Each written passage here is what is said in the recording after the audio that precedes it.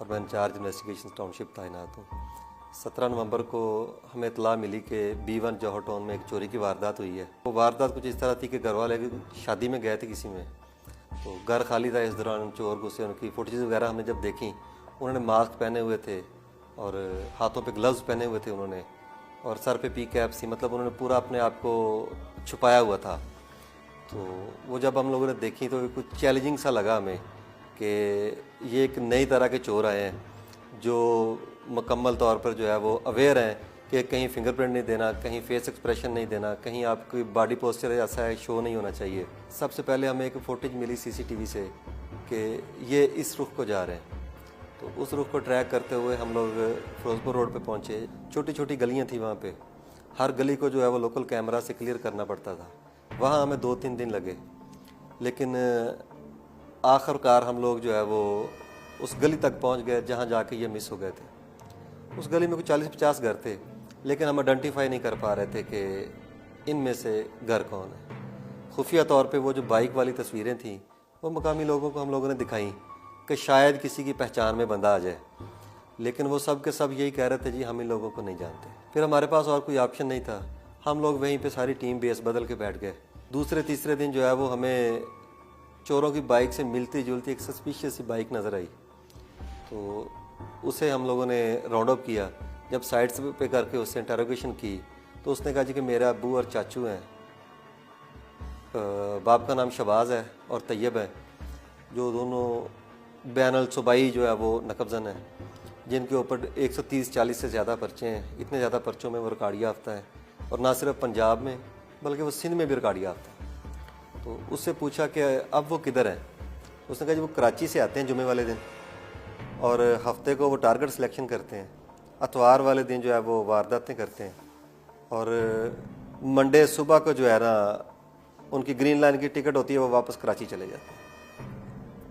इस दौरान हमें मालूम हुआ कि सिर्फ हमारी एक वारदात नहीं हुई, सेम डे 17 नवंबर को इन्होंने एक जौहर टाउन के इलाके में वारदात की है, एक हमारे इलाके में की है टाउनशिप में, और एक इन्होंने फैसल टाउन में की है।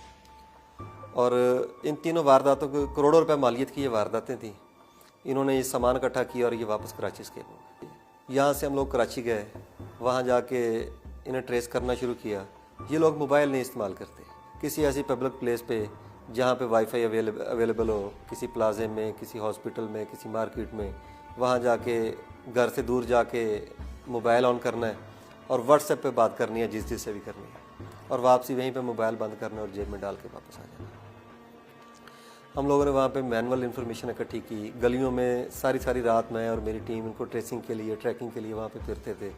इनकी तस्वीरें फिर आ गई थी हमारे CRO कार्ड से, वो लोगों को दिखाते थे, इनके हुलिये बताते थे। उस इलाके में जितने पंजाबी गए हुए थे उनके बारे में मालूमात इकट्ठी करते थे।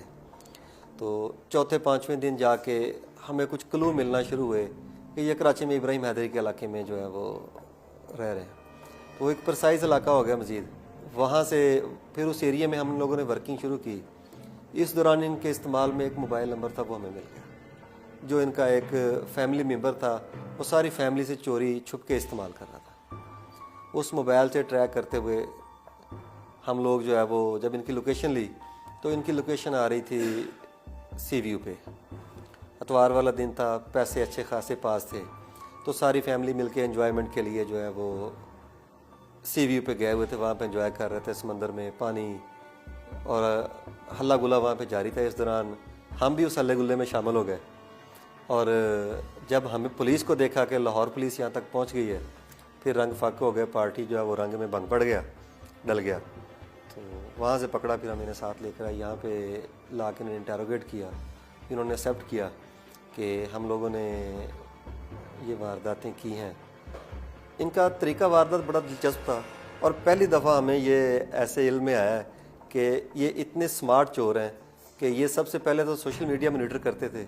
उसमें व्हाट्सएप के स्टेटस देखते थे, फेसबुक स्टेटस देखते थे कि जो बच्चे सोशल मीडिया इस्तेमाल करते हैं वो या तो अपना स्टेटस लगा देते हैं या फेसबुक पे जो है वो अपलोड कर देते हैं अपनी जो शेड्यूल है या जो रूटीन है।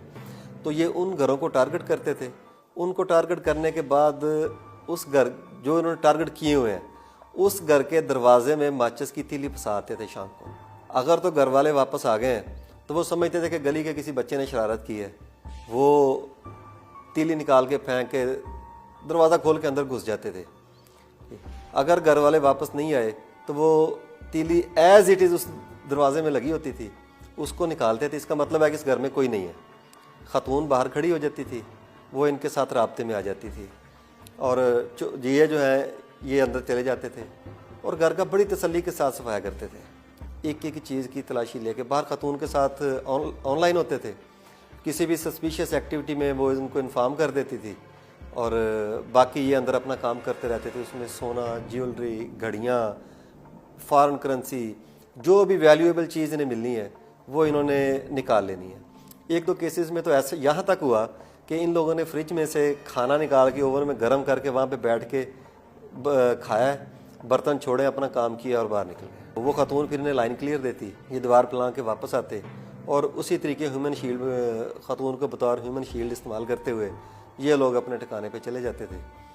तो उस दिन हमें पता चला कि इन्होंने एक ही दिन में 17 नवंबर को लाहौर में 3 वारदातें की। एक फैसल टाउन में की है, एक टाउनशिप में और एक जौहर टाउन में। ये अपने गैंग में किसी और को शामिल नहीं करते। ये दोनों भाई हैं और दोनों भाई जो है वो खुद वारदात करते हैं ताकि किसी बाहर वाले बंदे को शेयर ना देना पड़े। लाहौर में ये 130-40 पर्चों के रिकॉर्ड याफ्ता है। जब अपनी प्राइवेसी लीक आउट करते हैं कि हम लोग फ़लाँ जगह पे जा रहे हैं, फ़लाँ जगह पे जा रहे हैं, आप लोग तो अपने अच्छे मोमेंट्स को शेयर करने के लिए उन्हें सोशल मीडिया पे लगाते हैं, लेकिन वो सिर्फ आपके खैर खौर चाहने वाले नहीं देख रहे होते, वो आपके बदखौर और आपके दुश्मन भी देख रहे होते हैं और वो आपकी उस गैर मौजूदगी का या उसकी एक्टिविटी का फ़ायदा उठाते हुए जो है वो आपको फिर नुकसान पहुँचाते हैं।